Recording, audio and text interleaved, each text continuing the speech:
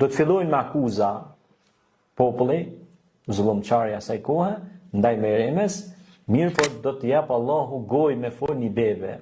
Pra, e vetmja pe bebeve që ka fol ndër bebet që është mrekulli ka qenë Isa a.s. Dhe i ka thonë, çka janë këto fjalë? Bile është në Kur'an, ajet kuranor që thotë, kjo është nëna ime. Edhe mua Allah ka pru si pejgamber në mesin e juj, që do të gjykoj me ligjin e kuj, ligjin e Allah, ligjin e Zotit.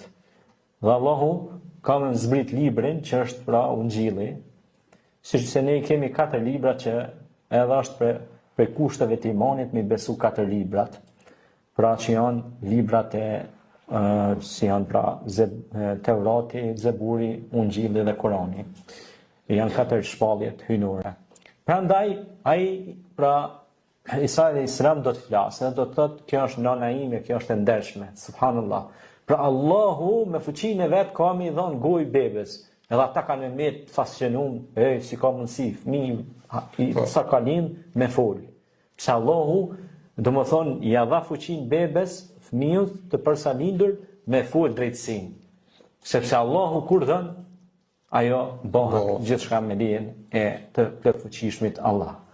Kur e ka bën Ademin prej hiçgjës, mund ta bëj edhe Isain nga barku i nënës Mereme. Prandaj këto shembuj janë shembuj për të pa me syrin e dritën e besimit.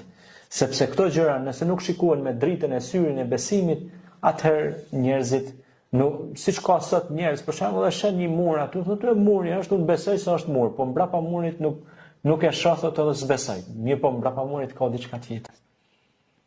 Ose mbrapa kodre. Ke pa syrin njerit mund shef deri diku, pastaj hub, nuk shef më shumë. Që ka leju Zoti i Madhërisht shikimin e njeriu. Po jo çdo gjë që ne pra e shohim, do thotë që veç ajo ekziston çka shohim.